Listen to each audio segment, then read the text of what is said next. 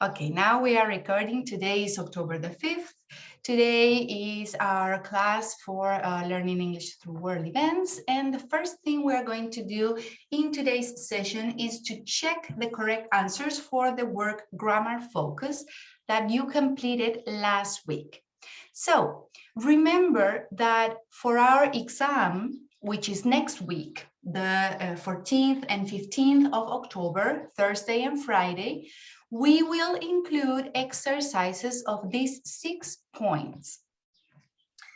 We are not going to consider the irregular verbs in past, okay? We are practicing bingo games with irregular verbs in past, but that aspect is not going to be included in your exam, all right? In your exam, we are only going to check these 6 points. So let's go check the correct answers.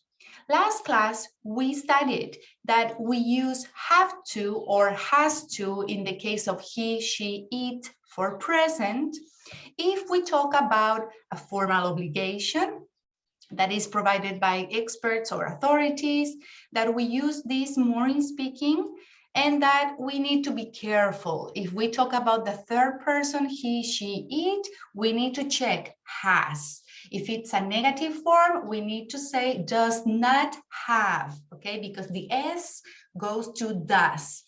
And if it is a question about he, she, it, we use does, she, does, he, does it have, okay? Also, we talked about must to express very formal obligation in written form. So for example, we use this in signs, like in the transit. If you drive, you can read, drivers must not speed, for example. But we also use must to give very strong suggestion in speaking form. So if you are with a friend and your friend says, oh, I really love, for example, chocolate. I love chocolate. And you can say, oh, you must try this new chocolate I have. It's a Belgium chocolate, for example. You can say must for very strong suggestions. Also, we talked about should. Should is easy. You only say should if you give advice.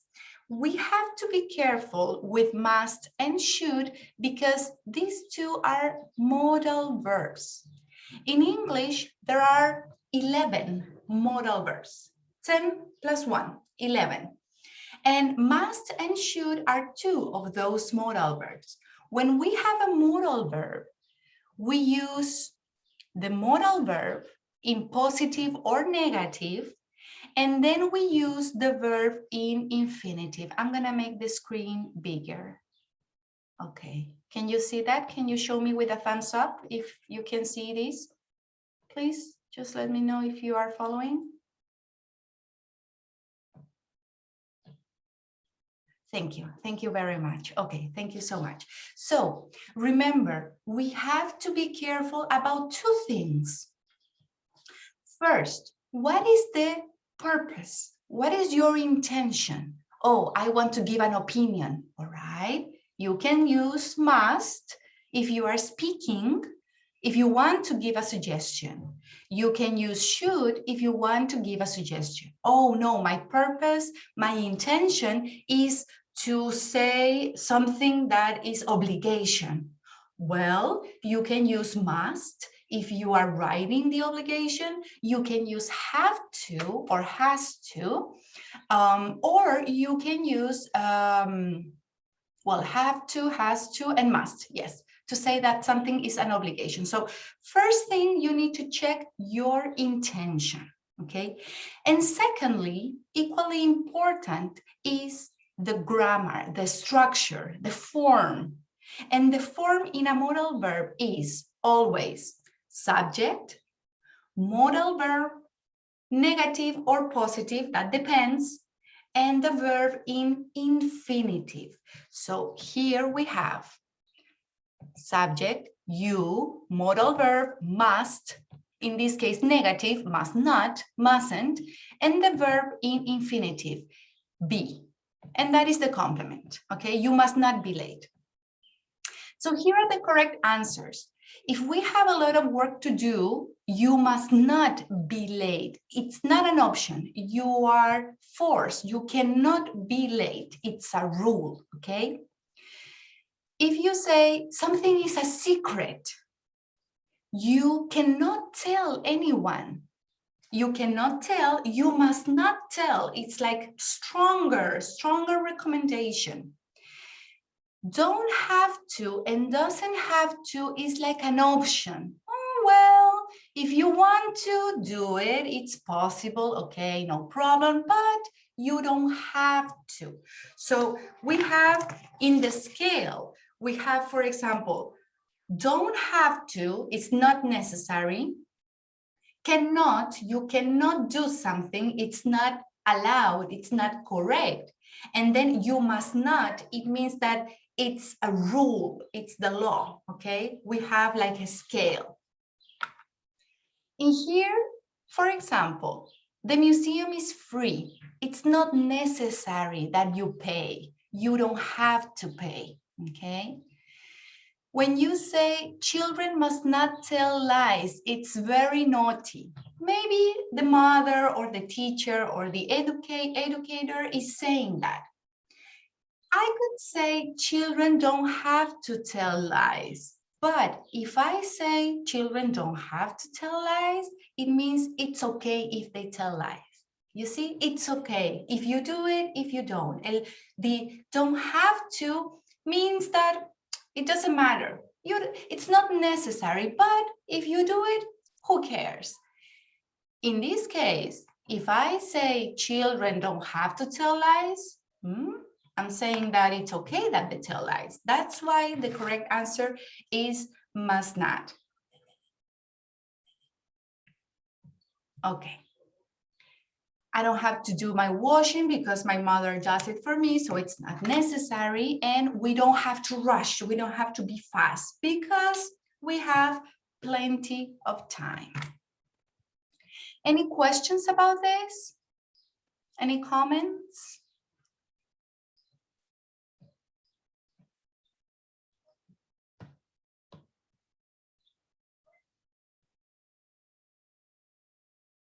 Okay, let's continue. I think you didn't have this exercise. I took it off, right? That was not in your exercise. The next exercise is this, right? Yes? Okay. So in here, we give advice. What do we use to give advice? Well, we can use many expressions, actually.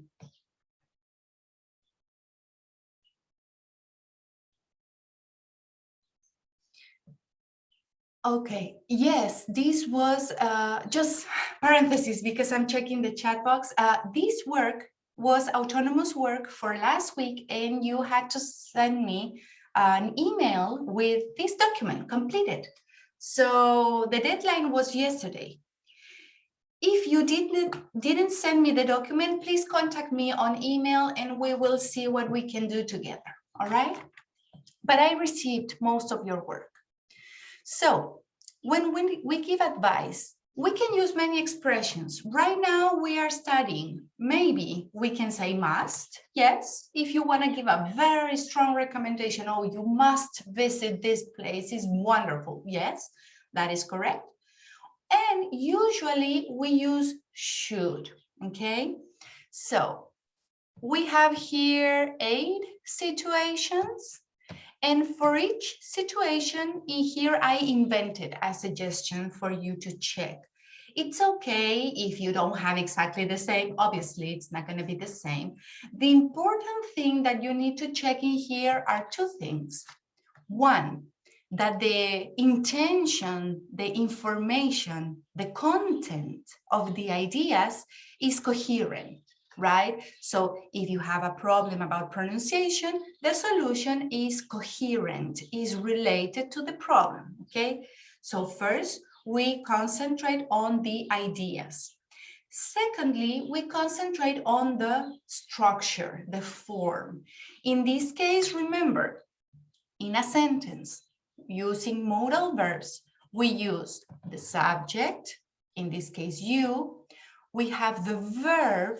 The verb is the modal verb and the infinitive verb. Those two are together. They are like brothers and sisters. So they get together and that is the verb. In this case, you should repeat, should decide, should continue, should buy, okay? This verb is in infinitive. It's not in past. It's not in conjugated in present simple. It's not in continuous. So, for example, if I say, you should buying, that is not correct. If I say you should bought in past, that is not correct. You should buys, no, that is not correct, okay? You should buy is the only correct way because the rule is should modal verb always with infinitive, okay? And then you write the complement. Subject, verb, complement. Always keep that structure. Any questions for this part?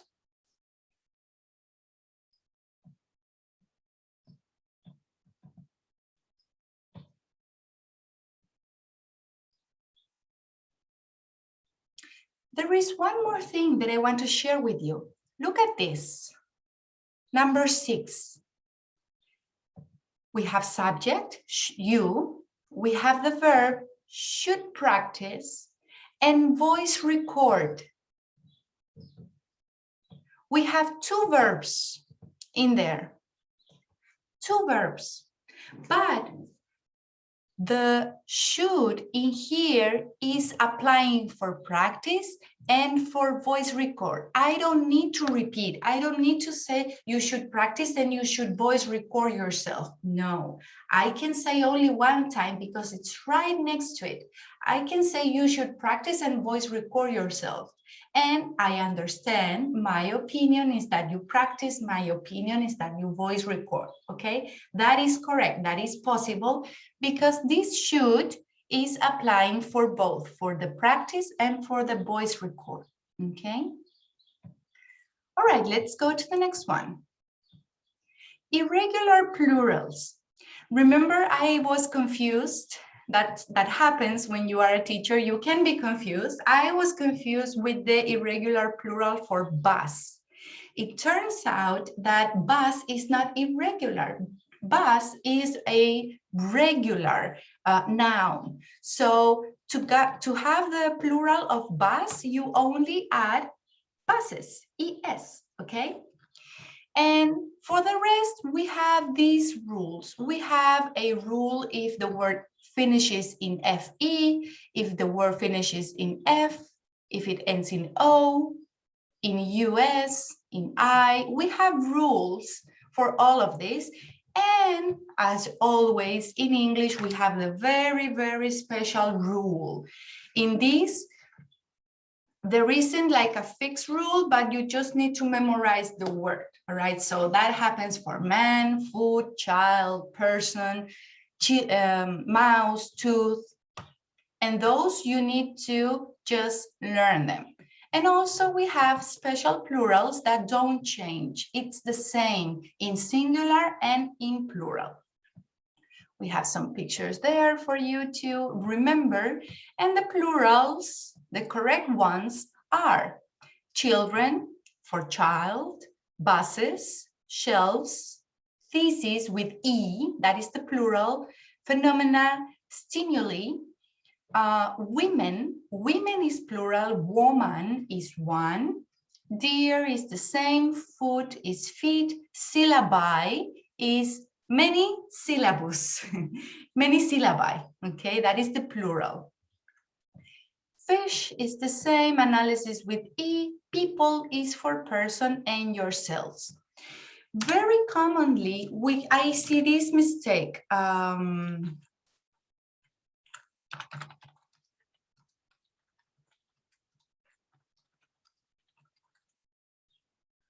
What is the problem?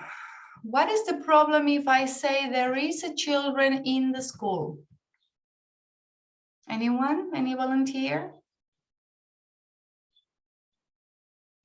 El is. Okay, what would you say? What would you say for this to be correct? Are. Like that?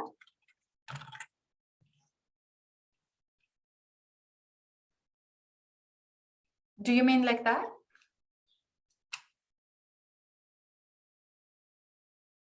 In here, it's almost perfect. But remember, if I say a, I'm talking about one, okay? And if I am saying are, immediately I imagine many, okay? If I say there is, I imagine one. If I say there are, immediately my mind goes for many, many objects. So children also is telling me about plural, many children. That would be the correct option, all right? That would be one correct option. Another correct option would be, there is a child.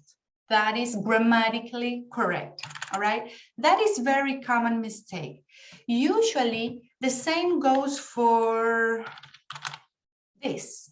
There is a people, or there is people. That is very common. There is people in the school. What is the problem? With there is, I imagine one. And then people, it doesn't match, right? So if I say there is, maybe we can say person. There is a person, okay? And if I want to say people, I can say there are people, right? The same goes for women. There is women in the school. It doesn't match. If I say there are women, that is okay because it's plural. There are women, they're plural. Perfect. And if I say there is a woman, okay? It's only one letter. Check. E-A, but it makes a difference. And in this case, the pronunciation is totally different. There are women. There is a woman, totally different words. The same goes for the male version. There is men in the school, it doesn't match. There are men, that is correct. And there is a man, that is correct. The pronunciation for these words are also different. There are men, men. There is a man, like it's like different. It's like very, very American English, okay? Man. My pronunciation is very kind of North American. So in British English, it would be different. It would be, there are men, there is a man in British, okay? I am more familiar with American, but that is the difference. It is very important to check if you wanna express one thing or many. And it's very important that you check if you say there is, there are, and the word that you're saying, all right? Also, it's very important if you use a or an. We always use those for things that we are talking about only one, okay? And we only use a or an for things that we can count. For things that we cannot count, we can use, to replace the a, we can use some, or sometimes we don't use anything. If we are talking about a negative thing, for example, saying that we don't have something, we can say any, okay?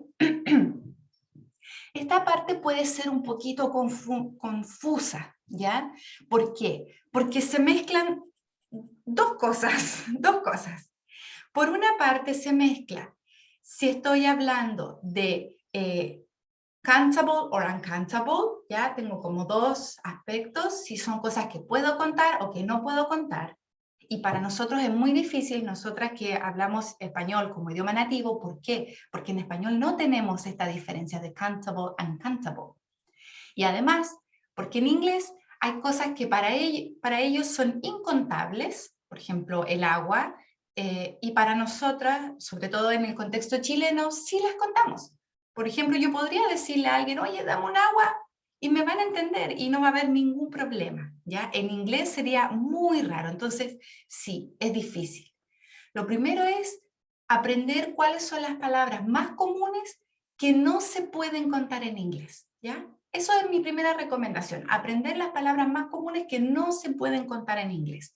En general son sustancias, comida como arroz, harina, azúcar, líquidos, agua, bebida, sustancias como aire, y también tienen como algunas cositas especiales como información, noticias, el clima, todas esas cositas para el idioma inglés no se pueden contar, ¿ya?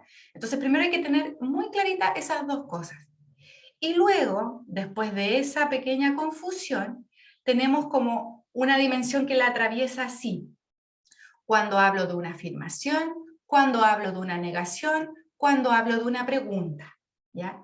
Entonces, para el caso de una afirmación, si quiero decir que hay de algo que puedo contar, puedo decir, si es uno, a, ¿ya? Puedo decir a or an, a o an. Si es más de uno, puedo decir some, ¿ya? Y eso es lo que dice aquí en este cuadrito. ¿De acuerdo? Eso es lo que está explicando. En el caso de una afirmación, pero en cosas que no puedo contar, como no las puedo contar, nunca voy a tener la confusión, si es que es a o an o son. Puede ser, tengo dos opciones, que no diga nada. Por ejemplo, there is snow, la nieve no se cuenta, there is snow, hay nieve, ¿ya? No estoy diciendo ningún indicador de cantidad. O en una afirmación puedo usar some. There is some milk in the fridge. Hay algo de milk, hay algo de leche en el refrigerador, ¿ya? Ese es el ejemplo que está aquí, ¿ya? La segunda dimensión, no sé si entienden esto que estoy haciendo con las manitos, pero estoy tratando, si estuviera en una pizarra haría un cuadro, ¿ya? Pero estoy con dos filas, contable, no contable, y con tres columnas, ¿ya? La de afirmación que ya la expliqué y ahora voy a hablar de la negación. En la negación, en las cositas que podemos contar, siempre usamos any. Any es para siempre negativo, ¿ya? Si yo dijera, there are any seats, es raro, ya es raro. Inmediatamente ya mi mente dice, no, aquí hay algo raro. ¿Por qué es raro? Porque la regla es que any es solamente para negación por ahora, ¿ya?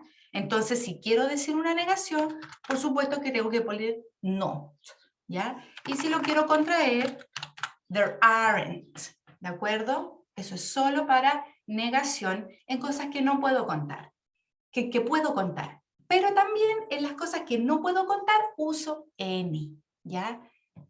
Any. ¿Cuál es la diferencia? Que en las cosas que yo no puedo contar, como no las voy a contar, no puedo decir que hay más. Solamente va a quedar como la noción de que hay o no hay, no que hay muchos o pocos, porque no los puedo contar. Entonces siempre con cosas que yo no puedo contar, tengo que usar isn't, para decir que no hay algo, ¿ya? Sería raro si yo dijera, there aren't any coffee. Es como, ¿qué? ¿Por qué? Porque si yo digo are, inmediatamente mi mente piensa en plural, piensa en que hay muchas cosas. Y después digo aren't any, ya, hasta ahí estamos bien, pero después digo coffee, y en inglés el coffee es no contable, entonces ahí está el problema, ¿ya?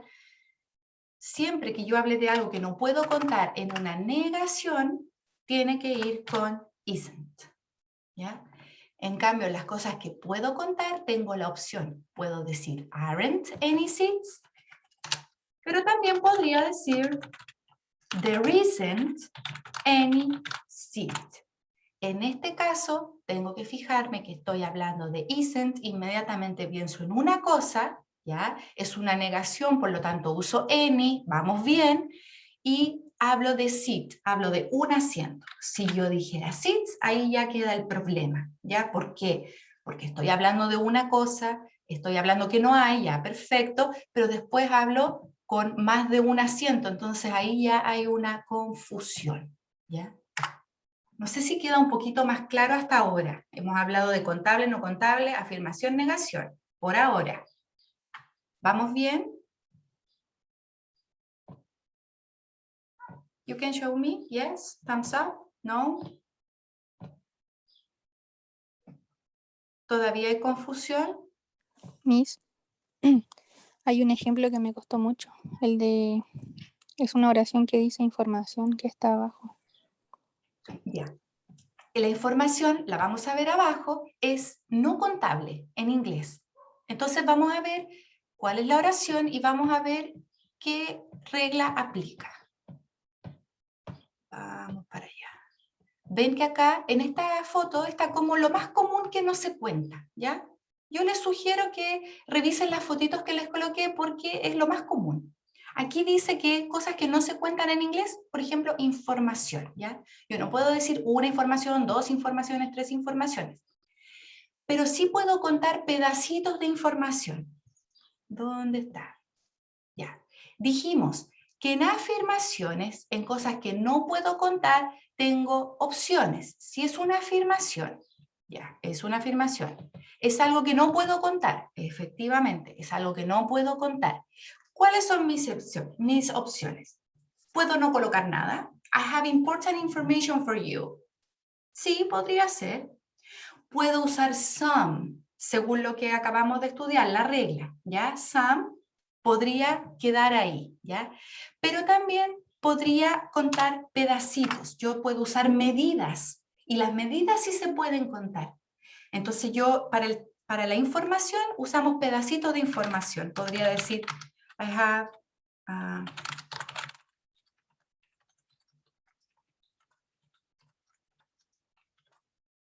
tengo... Eso si yo lo traduzco, aquí está el problema de los traductores.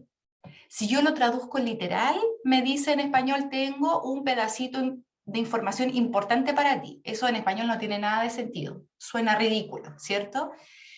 Si yo lo traduzco en inglés, del inglés al español, sabiendo cómo funciona esto, yo diría, tengo una información importante para ti. Pero en inglés no lo puedo decir así. Si yo quiero contar cosas que son incontables en inglés, tengo que usar una medida, ¿ya?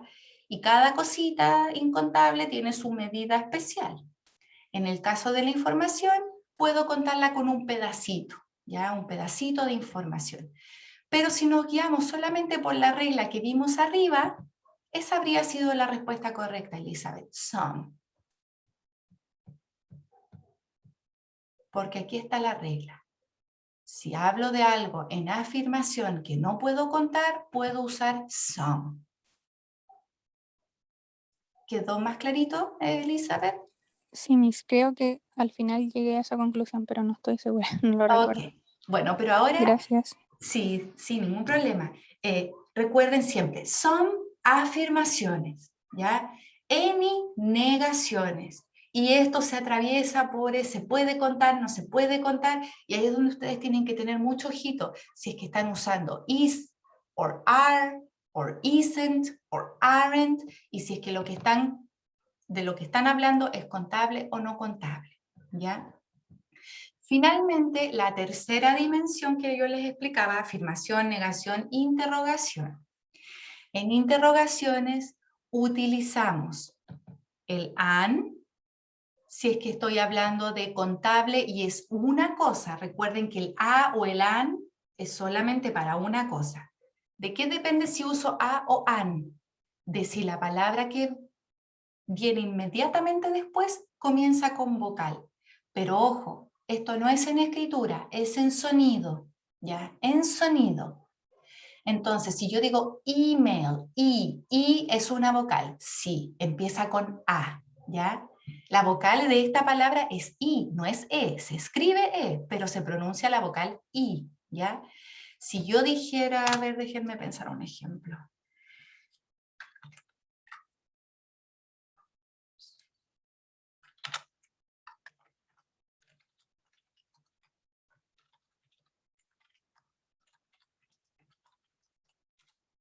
Vean esta oración. Is there, ¿por qué me lo marca? Is there a horse in your house? Is there a horse in your house? ¿Cuál sería la correcta?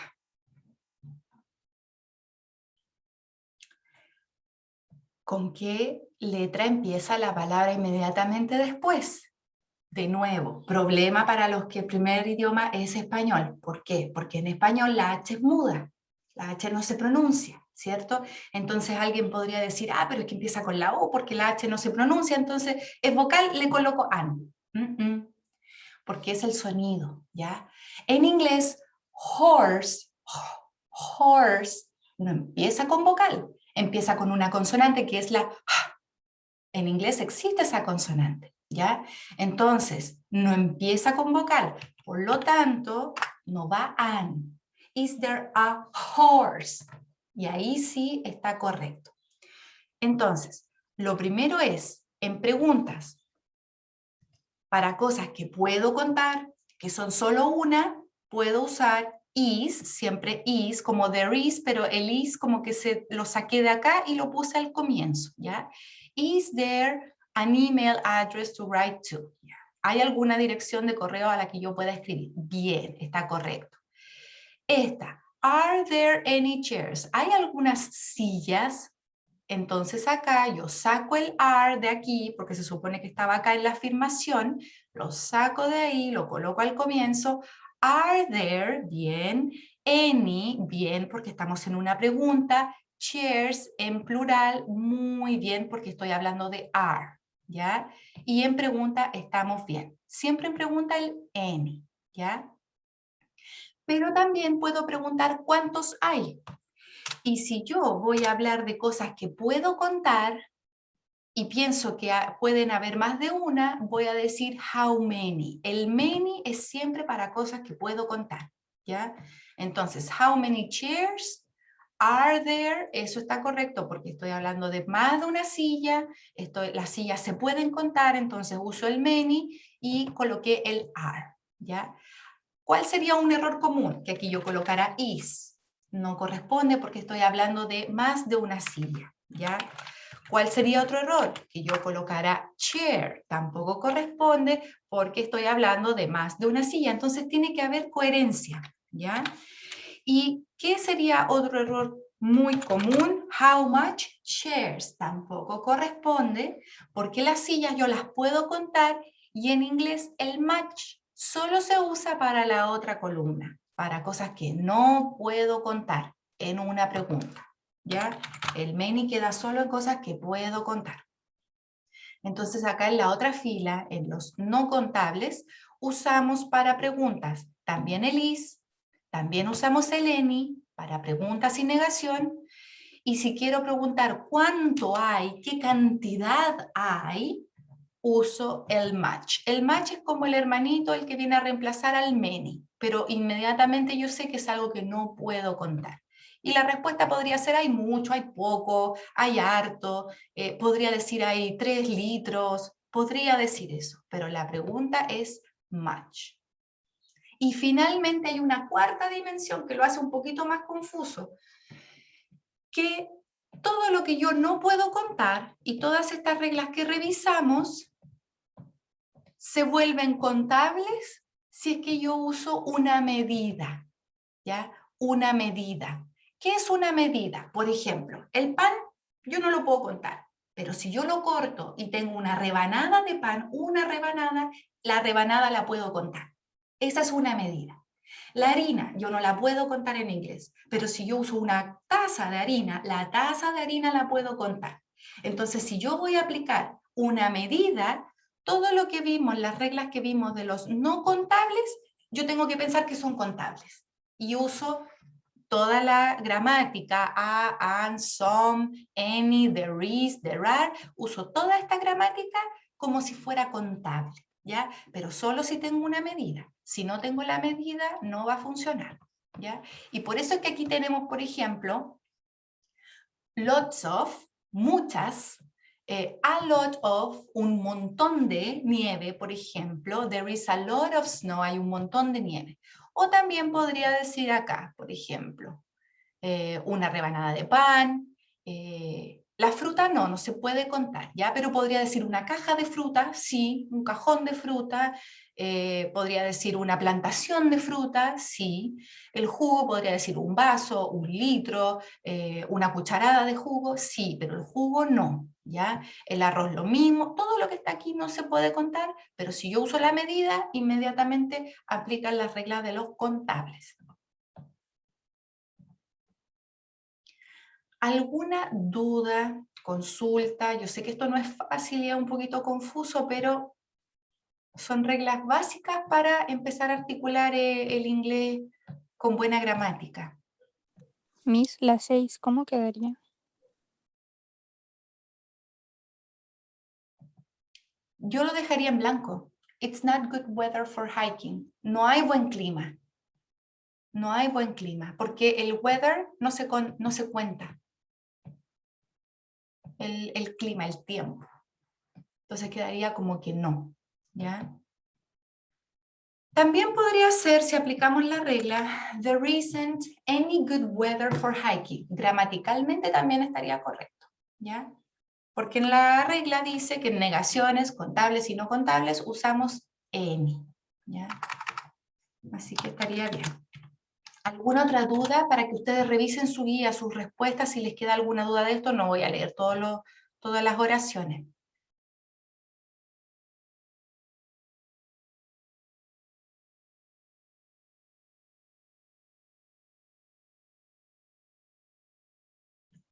¿No? Ya, avanzamos entonces. Los pronombres personales, ¿vieron los videos? Did you watch the videos? Yes, Miss. Yes. ¿Les ayudó a clarificar un poquitito?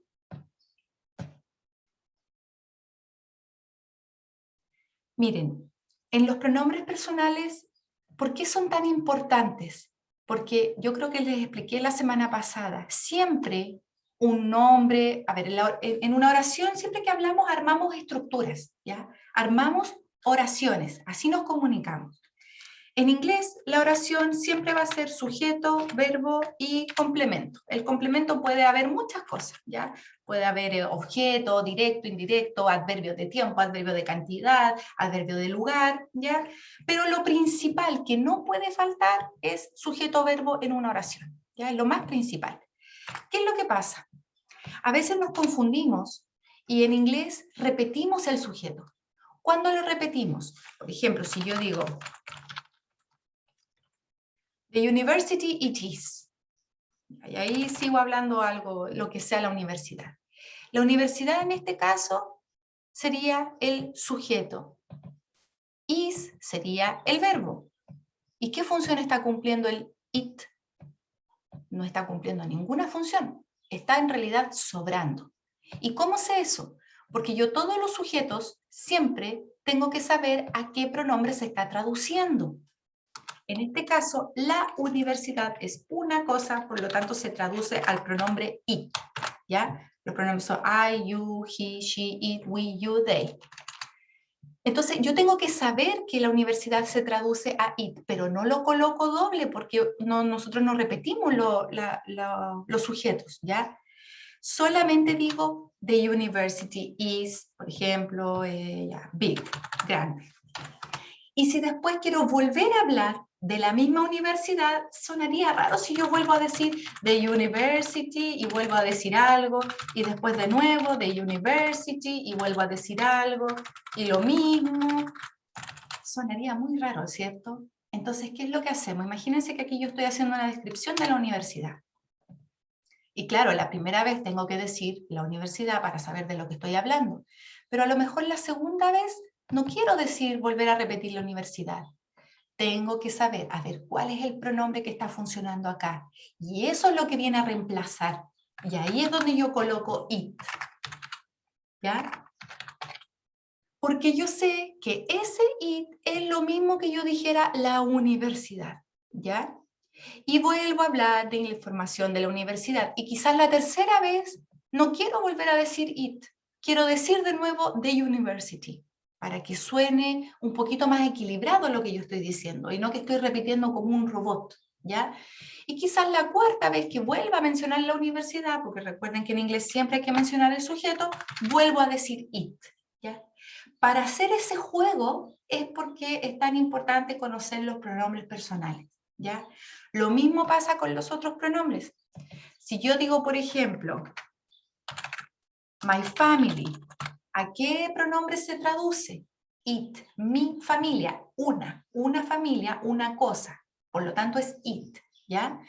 My family is, y empiezo a describir mi familia, y después no quiero volver a decir my family, voy a usar el pronombre que lo está reemplazando, it, ¿ya? Y después a lo mejor tampoco quiero volver a decir my family porque va a sonar muy repetitivo, vuelvo a decir it, y todo el mundo va a entender que yo me estoy refiriendo a mi familia, ¿ya? Y quizás al final de lo que yo estoy hablando, sí, ya repetí muchas veces it, entonces vuelvo a decir the family o my family. Ustedes tienen que ir viendo ahí el equilibrio, ¿ya? Pero insisto, para hacer ese juego, tienen que saber muy bien cuál es el sujeto de lo que están diciendo, a qué pronombre representa, para que ustedes puedan ir haciendo los cambios. Entonces, en el caso de estos ejercicios, por ejemplo, si alguien dice my name is Sue, y Sue se supone que es la que va a decir lo que está aquí, ¿ya?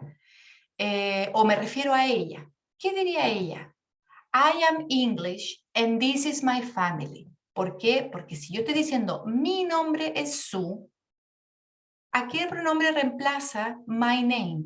Está funcionando como si fuera yo. Está hablando como si yo dijera yo. Entonces, por eso después coloco I, ¿ya? Y si después más encima dice, esta es mi familia, con mayor razón, lo que corresponde ahí es I, ¿ya? Si alguien dice, otra persona dice, el nombre de mi mamá es Angie, my mom's name is Angie. Y ahora voy a hablar de Angie, voy a hablar de la mamá de la persona que está hablando, ¿cierto? Hablo de Angie, que es de Alemania. She is from Germany. ¿Se dan cuenta que para saber cuándo usar los pronombres, tengo que tener muy clarito de quién estoy hablando? Bob es mi papá, Bob is my dad. Cuando hablo de Bob, pienso en él. He is a waiter. Él es un garzón, ¿ya? Este ejercicio también es bueno. Miren. On the left you can see Simon. En la izquierda puedes ver a Simón. Ahora voy a hablar de Simón.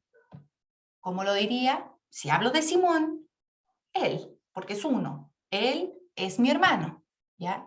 Y ahora voy a hablar de Sue y de Simón, de dos. Por lo tanto, si voy a hablar de dos, que se supone que están en la esquina, voy a decir ellos. Ellos son gemelos.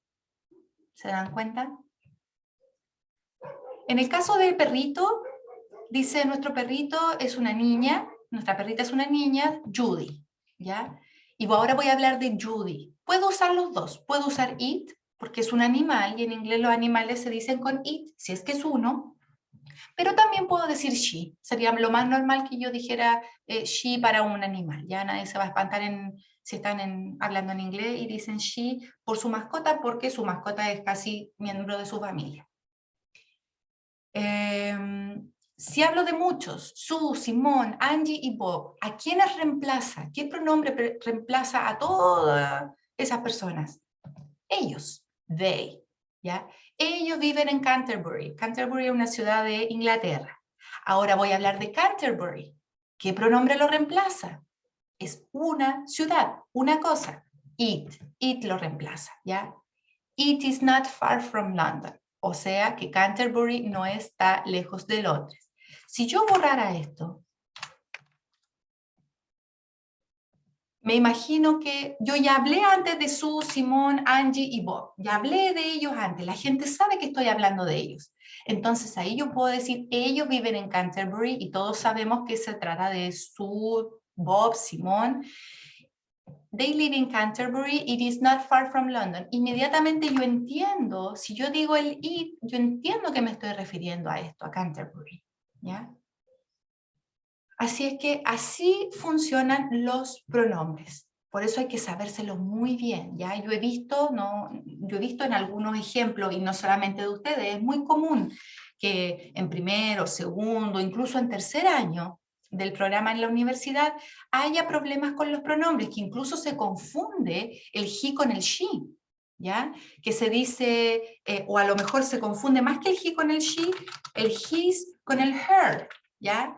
Y esa confusión no debiera existir, ¿ya? Aquí hablamos de his para he, de her para she, ¿ya? The they, hablamos their, esa confusión no debe existir. Es muy importante conocer bien los pronombres porque es como un aspecto inicial del inglés, ¿ya? ¿Alguna duda con esto?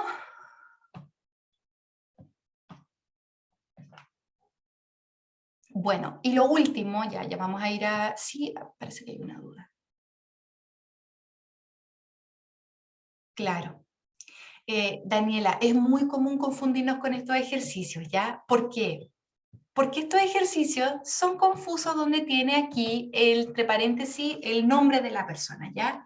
Hay que saber hacer el ejercicio. Cuando estamos hablando en contexto, cuando estamos hablando en la vida real, es mucho más fácil porque tiene sentido. Hay otra persona, hay cosas ocurriendo, sabemos si quiero referirme a mí o a ella o él, es más fácil. Pero este tipo de ejercicios no es fácil, es confuso, porque esto no es real. Nadie en la vida va a estar hablando con palabras entre paréntesis, ¿no es cierto? Así que si hubo confusión con estos ejercicios es totalmente normal. No significa que usted no se sepa los pronombres. Tampoco significa que usted no pueda hacer la conversión. ¿Qué pronombres representan estos sujetos? No significa eso, sino que el ejercicio en sí es complicado, ¿ya? Lo importante es tener mucha claridad de que en una oración siempre en inglés tiene que haber un sujeto. Recuerden que en español no es así. En español yo puedo decir, fueron a la casa. ¿Quiénes fueron? Ellos. No sé, alguien o ellas, mucha gente. ¿Y cómo sé que ellos o ellas o mucha gente? Porque en español, eso que en inglés hacemos aquí con el pronombre, en español lo hacemos en el verbo. Miren, fueron.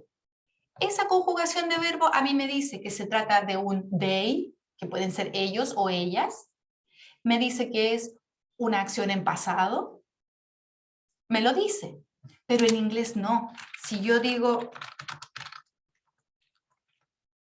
went to the house. Went es pasado de go, sería como el fueron, por así decirlo, to the house. Pero ¿quién? ¿Fue uno? ¿Fueron dos? ¿Fue él? ¿Fue ella? No lo sé. En inglés el verbo no me da esa información. Y como en inglés el verbo no me da la información, siempre, siempre, siempre en inglés yo tengo que usar un sujeto. Puedo decir, he went to the house, she went to the house, they went to the house, lo que sea. O el nombre, my brother went to the house, my sister, my classmate, lo que sea, pero en inglés tiene que ir el verbo. ¿Ya? Eso es lo importante que tengan muy clarito. Y eso conversa mucho con esto, ordenar las oraciones, siempre en una oración en inglés, sujeto, verbo y el complemento. El complemento, ¿por qué hago así? Porque puede incluir un montón de cosas. Puede incluir objeto directo, objeto indirecto, adverbios que hay muchos, de cantidad, de tiempo, de lugar, de modo, muchos. Entonces, lo importante es saber que cumplimos con todas las partes en una oración y que están en orden, ¿ya? En este caso, sujeto, I, verbo, cuando tenemos modales, las dos palabras son el verbo, ¿ya? Will go.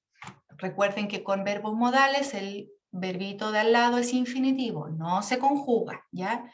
Y luego aquí tenemos el complemento. ¿A dónde voy a ir? A la casa. Ese sería el objeto directo. Y aquí dice ahora. Esto estaría funcionando como adverbio de tiempo. Si me pregunto cuándo, ahora. Sería adverbio de tiempo. Pero todo esto es complemento. Y lo mismo se repite en todas las oraciones que están más abajito, ¿ya? Yo voy a subir estas respuestas a Educandus para que ustedes puedan comparar con las suyas. Si alguien tiene una pregunta, por favor, revisen sus guías. Yo también las reviso y les doy puntaje por haberlo completado. No les doy puntaje porque sus respuestas estén correctas, ¿ya?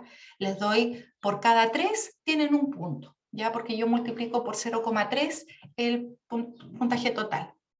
Así es que si alguien tiene una duda, por favor revise su guía, revise las respuestas correctas que están acá, que voy a subir, Y la próxima clase, el jueves, al comienzo, aclaramos dudas pendientes que quedan de esta guía. ¿De acuerdo? Okay. Okay, We are, Miss. yes, thank you. Thank you so much. Okay, thank you so much for that. So we are here for the second part of today's session.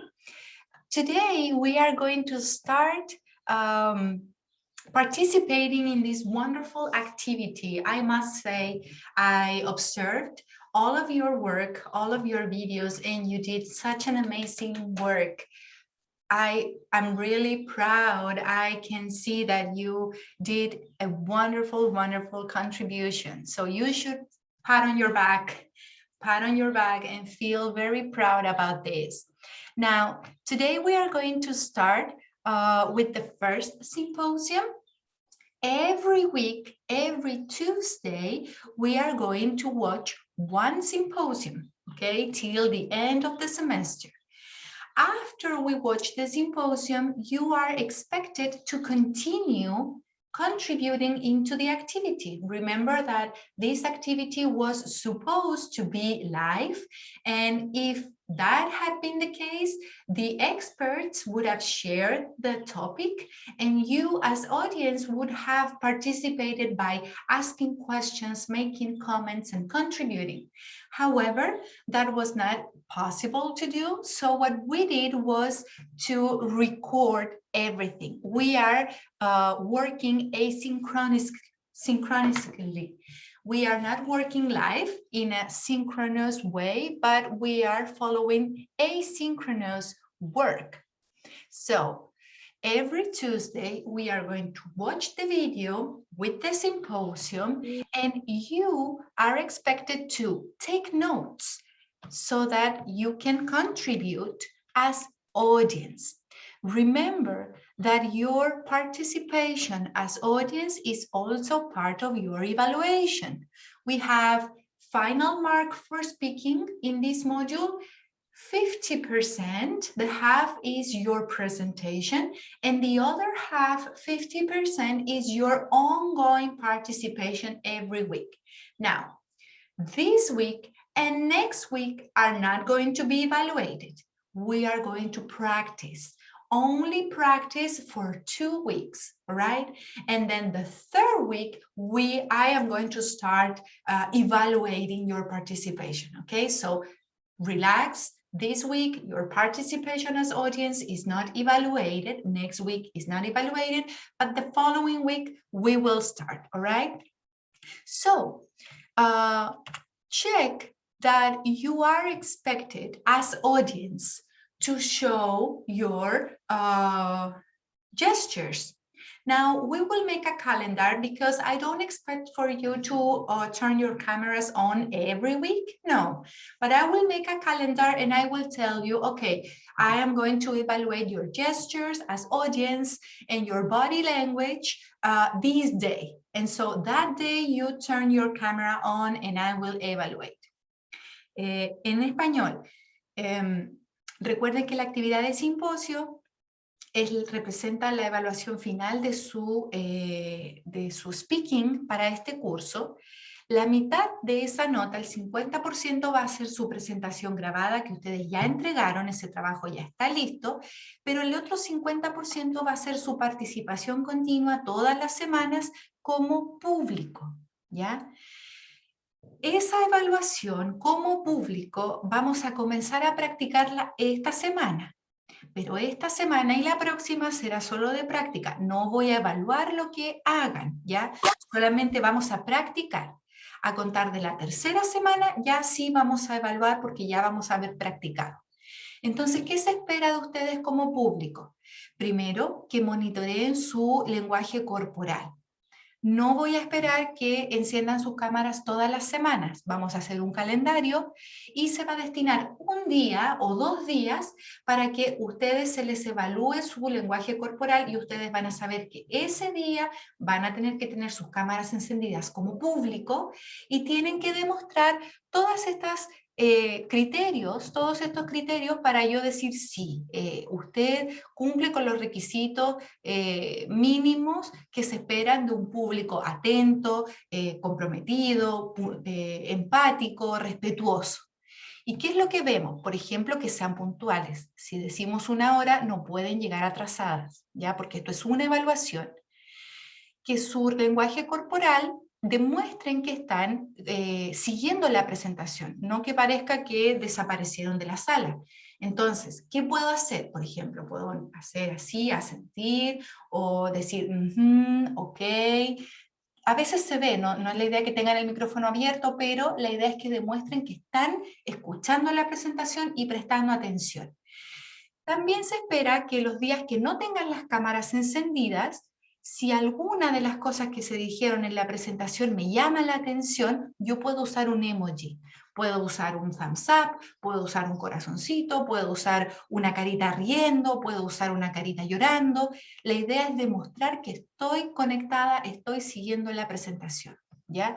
No interrumpir, tener muy claro que su micrófono debe estar apagado a menos que quieran contribuir, pero en el caso de los videos no debiera ser, y participar activamente. ¿Cómo van a participar activamente? Demostrando con emojis, demostrando con su lenguaje corporal, y también cada semana se espera que ustedes respondan. Cada presentación tiene una pregunta crítica, ¿ya? Se pidió como requisito que cada presentación tuviera una pregunta crítica al final de la presentación, ¿ya? Entonces, para responder a esa pregunta crítica, ustedes tienen que prestar atención a la presentación, escuchar, listen carefully, tomar notas, ¿ya? Tienen que identificar las ideas clave, las ideas de apoyo. El punto 3 sería si es que estuviéramos haciendo esta actividad en vivo, que sería pedir clarificación con las expresiones que estudiamos hace un par de semanas atrás. Por ejemplo, are you saying that? I'm sorry, could you please repeat? Esas expresiones las usaríamos si es que estuviéramos en vivo, pero como estamos con video no va a ser posible, ¿ya?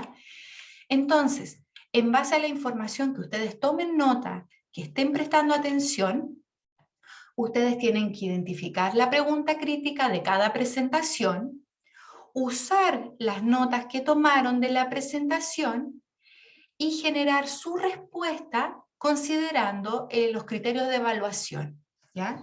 ¿Cuáles son los criterios de evaluación? Los que están declarados desde el minuto que presentamos esta actividad. Van a grabar su respuesta, ¿ya? La idea es que practiquemos speaking. Entonces, ustedes si quieren preparan su respuesta, la escriben, se dan un día completo en preparar, buscar la pronunciación, buscar la palabra, pero una vez que ya tengan que dar la respuesta, la van a grabar con voz, ¿ya? Y ese documento lo van a subir a la parte de Educandus que va a estar disponible para que suban ese archivo, ¿ya?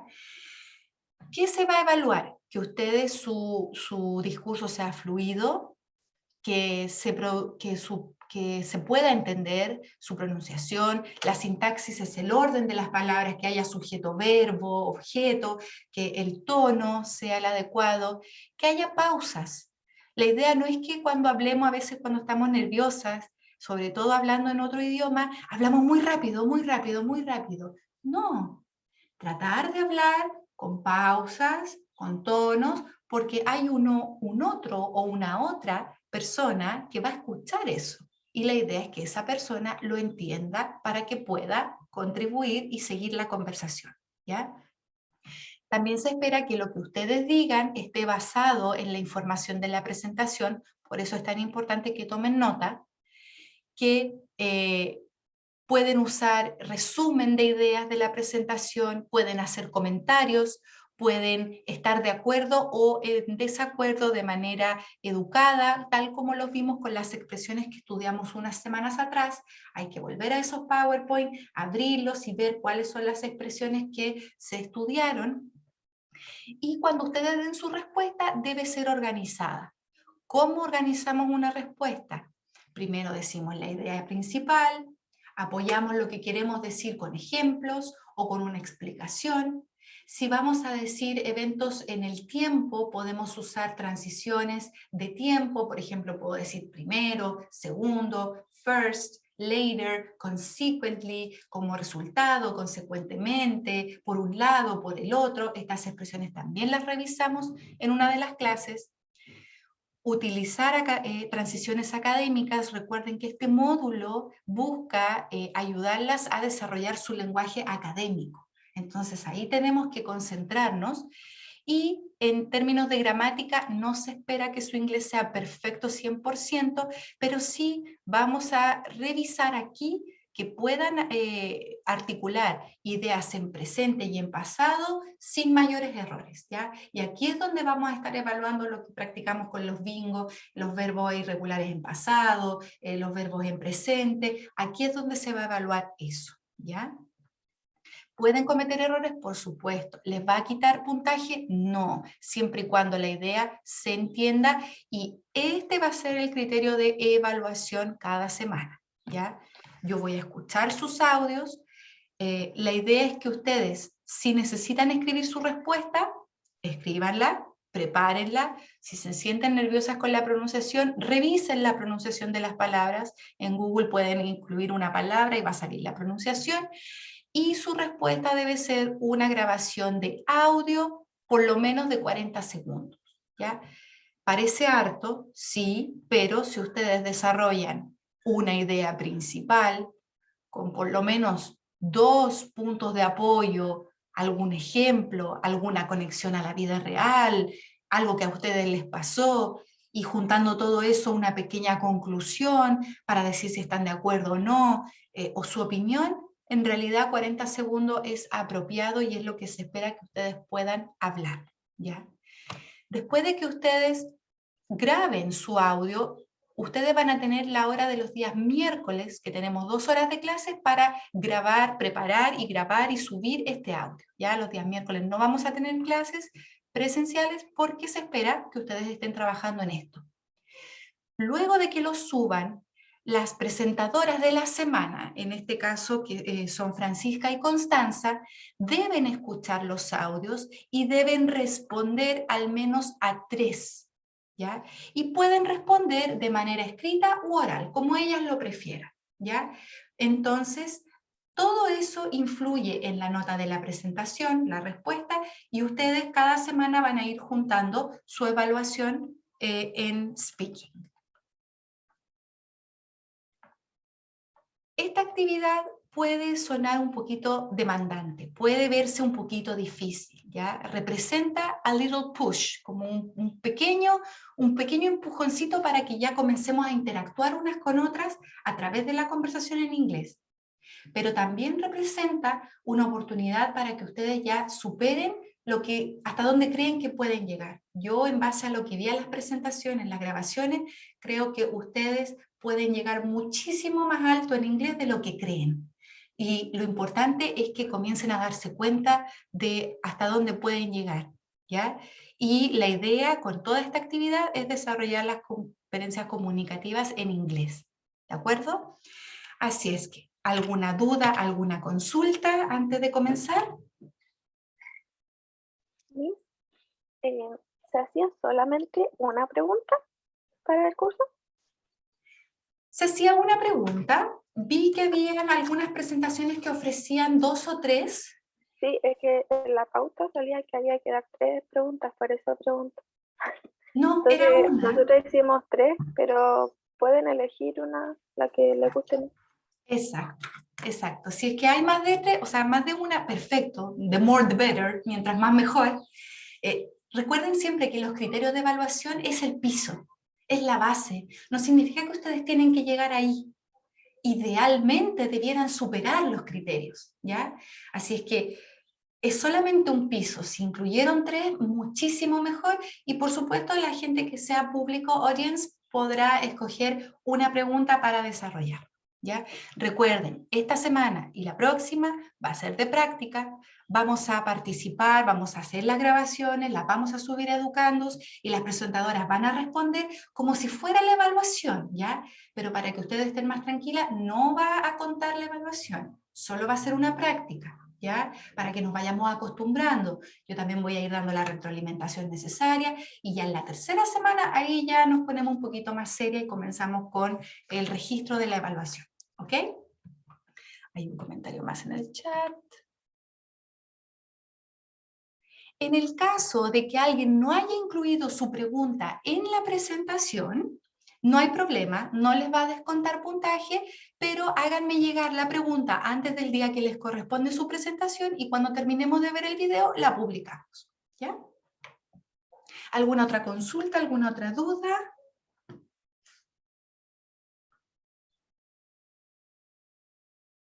Okay, so I am so excited about this activity because you actually did a wonderful, wonderful job. So without further ado, we are going to go and observe. Let me see. We are going to go for the first symposium. We welcome Francisca and Constanza Alvarez. They have done a wonderful work about children's rights and the environment. Let's welcome them with a big round of applause. Okay, so good afternoon, everyone. My name is Francisca Gutierrez, and my partner is Constanza Alvarez. And today we are going to present you our analysis about children's rights and the environment, in which we are going to point how harmful are the environmental issues for children and how that affect their rights, lives, and future.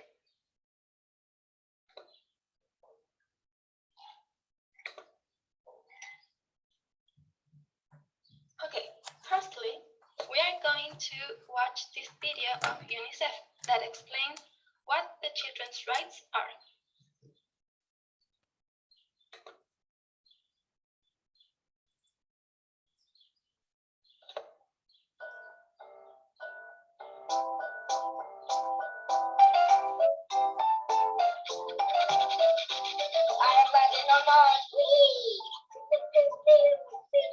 I am coming to invade, and you cannot stop me.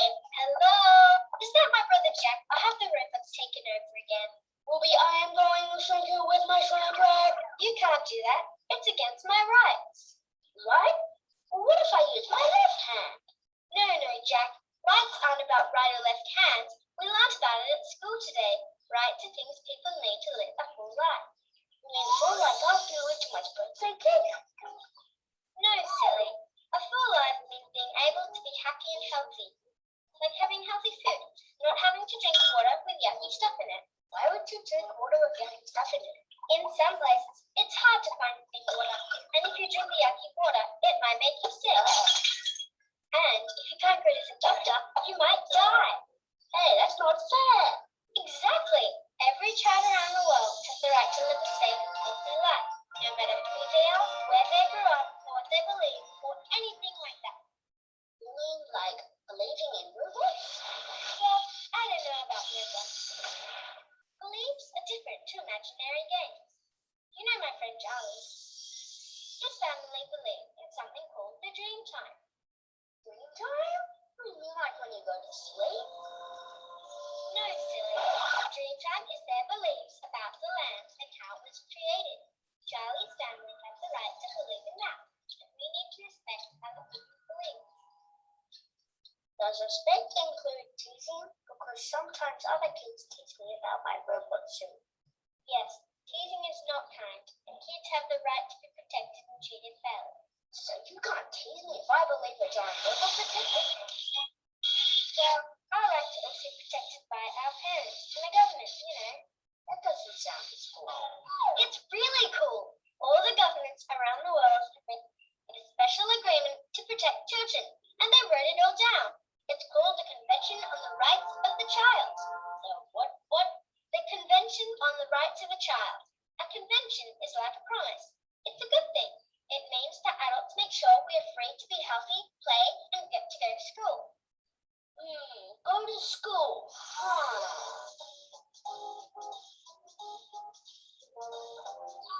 I think I like the sound of these rights. Right now, I'm going to use my right. Yay!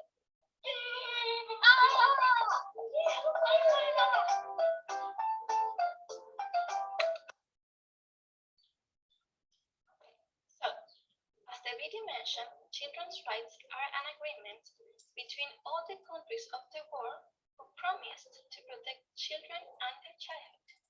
It was founded in the year 1989 by the United Nations Convention on the Rights of the Child, with the purpose of recognizing that childhood is one of the most important stages in a human being, since it is where children begin to develop and form their identity to later become part of society. And that is why they need special assistance, care, and protection. The Declaration considers that children must be well prepared to live in society and therefore need a healthy environment full of love, happiness, and understanding that the family must provide. The children's rights consider that every child has the right to live a happy life, regardless of race, color, sex, language, religion, beliefs, nationality, social status, or political opinion. The Children's Rights Declaration explains who are categorized as a child, what rights they belong, and the responsibilities that they have in the society, as well as the responsibilities that the adults, the family, and the government must have on children. All children's rights are equally important and must be respected.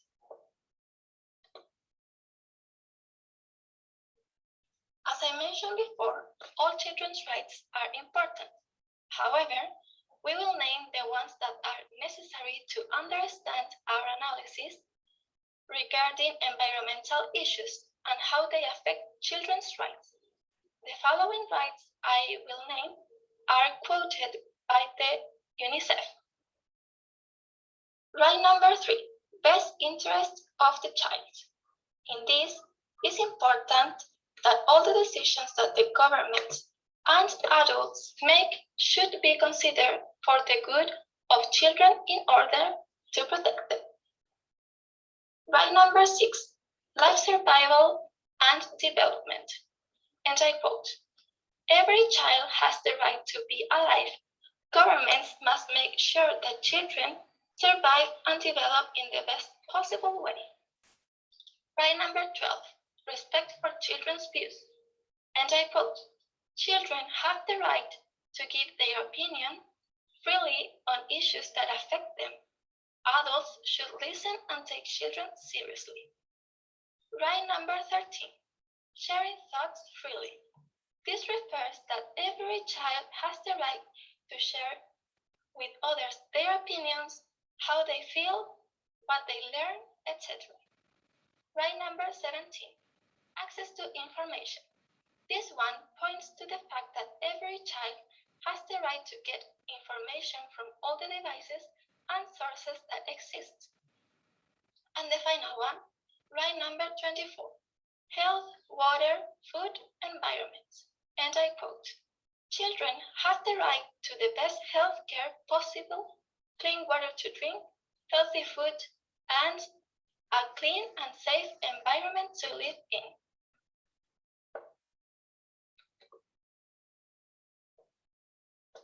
Now that we know the children's rights, we are going to proceed to how environmental issues affect the rights of the child and also their lives and future. Well, children are the most vulnerable group when we talk about environmental risks, as this has a very negative impact on the development and health of children that can affect in their future, since the environment determines the future of children.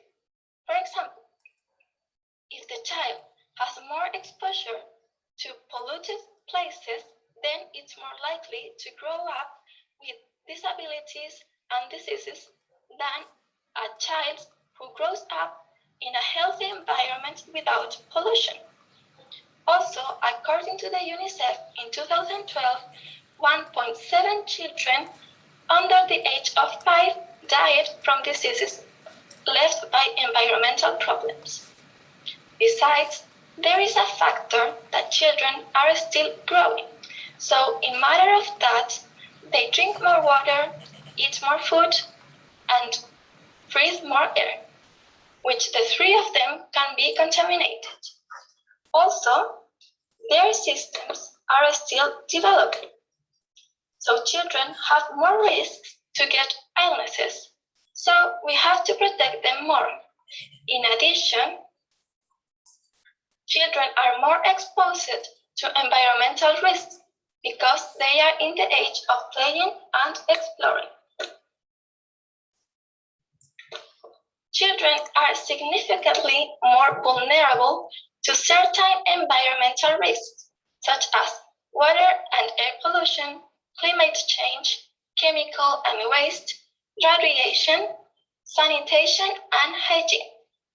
With these risks, it is likely that the future of children will be disrupted because there will not be good living conditions due to the environment and biodiversity that will be affected. But the biggest problem with environmental risks is that the world's governments are not respecting some of the rights of children by not taking major actions to stop or reduce the pollution and climate change that is getting closer and closer to happening, and the damage will be irreversible.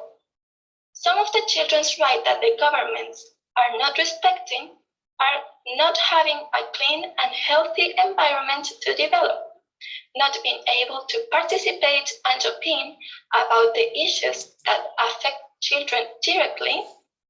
So, in order to protect children's rights from the environmental harms, the Human Rights Council created a statement from a report that all the human rights foundations submitted, such as the UNICEF, WHO, and the Office of the High Commissioner for Human Rights, in where it is considered to increase in the awareness about environmental harm through educational programs to inform children and how they can help, as well as publish the information from reliable sources and that can be accessible for everyone.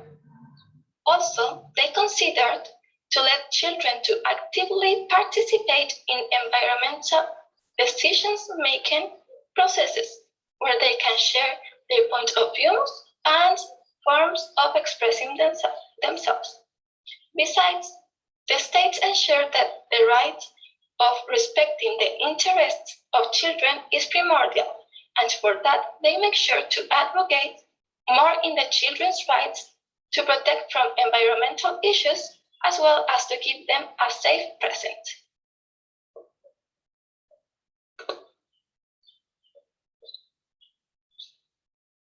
What has been proposed to reduce pollution?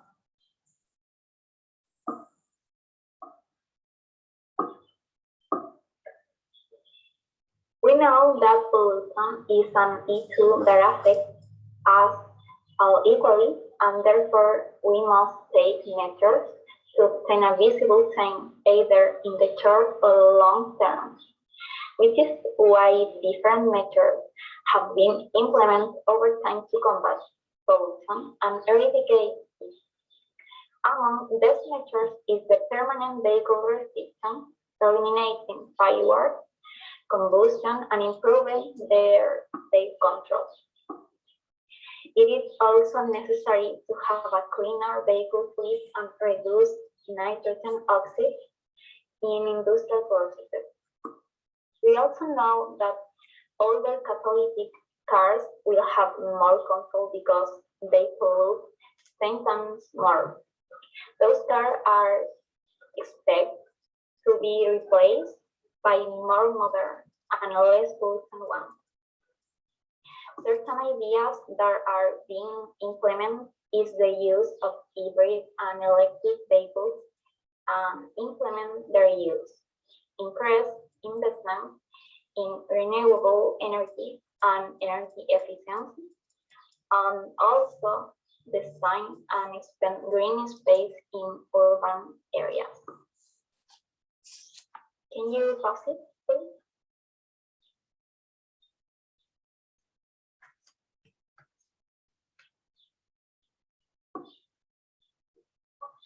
children and parents can do to reduce pollution and promote caring for the planet.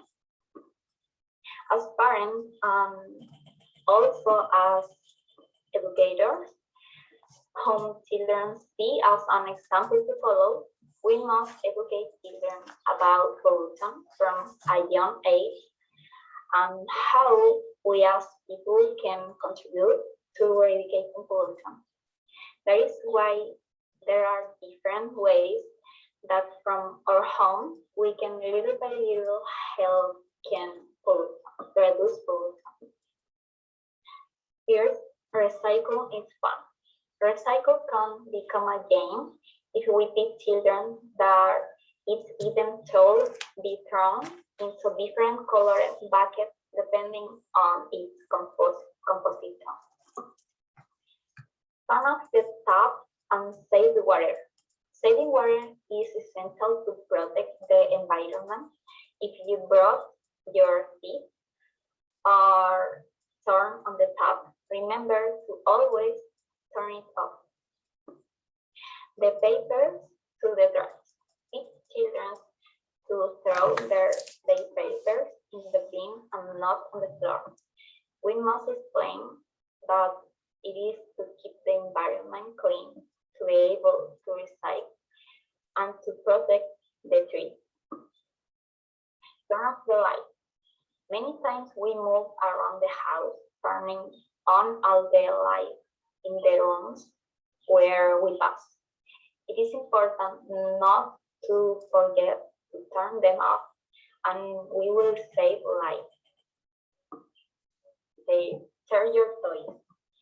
When children no longer use a toy, teach us to give it to another child, and that way give it a new life.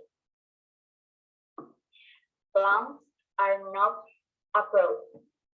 It is important for children to learn that plants are living beings and therefore cannot be stepped on or approached, but must be protected and cared for. You have to take care of pets. A dog, a cat, or any other pet is a living being and must be fed, respected, and cared for. Recycle paper. It is important that the paper is recycled to take advantage of it. Let's teach children to take care of the paper we use for painting or various activities. And respect people. It is not only about respecting nature, but also about respecting all the people around us. Can you pass it, please?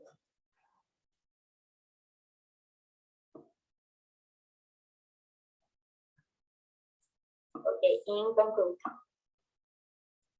we can conclude that thus as people, it is our duty to contribute each one with our part in order to generate great change, which are visible and each time improve little by little, contribute, educate, and raise awareness among new generation about world problems, so that from childhood they are able to see and contribute to the environment.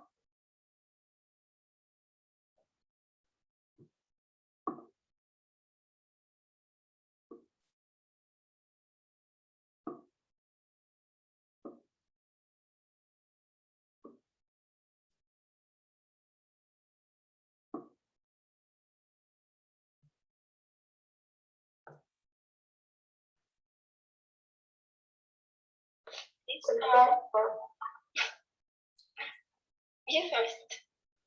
Okay. Okay. Do you think children should be informed about environment harm, and why? Do you think that children's rights and the environment have a relation, and why? Do you think that the governments of the world to improve on children's rights and why?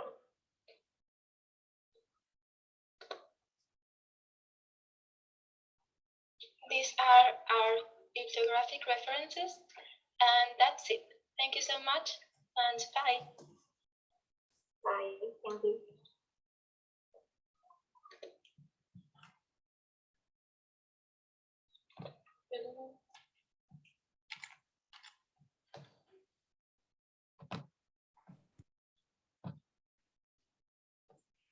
I think I speak for all of us when I say they did a wonderful work, wonderful job. They do deserve a round of applause.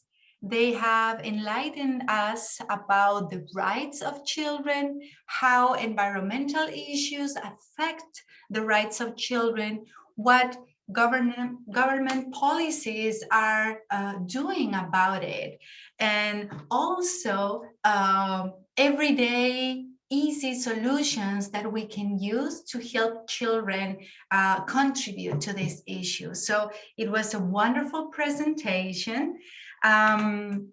You should feel very proud, Francisca, and unfortunately Constanza is not with us today, but she will know that she did a wonderful job. Francisca, I will share a personalized feedback with you during the day, so you know what is your assessment, what is your evaluation, and I will also include some comments for both to highlight the positive aspects and for improving one or two little details. All right, so I will send the evaluation during the day today. Okay.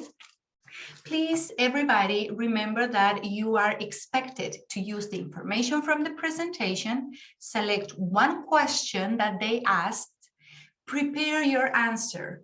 Remember to consider the criteria. Use transitions, use formal speech, use the organization of your ideas, your main idea, 2 or 3 points to support, examples with real life, connections, and prepare your answer so that you can record in a voice, audio, and upload it to Educandus. The deadline for this is tomorrow, 6 p.m. Okay?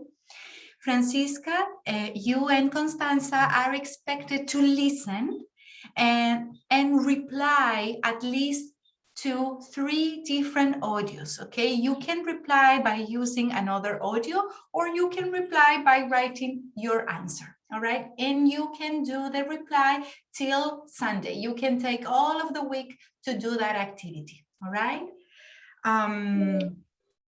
Are there any questions, any doubts about our class? Miss, in that part that we have to comment on my partner's comments, it will be evaluated individually? Yes, individually. So you have to reply to 3 audios, and Constanza has to reply to other 3 audios, okay? Ideally not the same, so that we facilitate more conversation, okay? So yes, that would be individually. All right. We will see each other next class on Thursday morning, 8:30 in the morning, 8:30 in the morning, and we will continue working and for our class. On Thursday, we are going to practice some listening exercises. We are going to check, just in case there are more questions about the grammar exercises, and we will review again what is going to be included in the final, the midterm exam. I sent you a message last week because I uploaded all of the topics and the evaluation criteria for your midterm exam. But in case you have not been able to see that document that is on Educandus, we will review it next class, okay? All right, everyone, have a very good morning. And for those of you who are in the class in the afternoon, remember we have an exam later, so please be on time, okay? We will start very sharp, 3:30 in the afternoon, okay? Have a good morning. See you. Bye.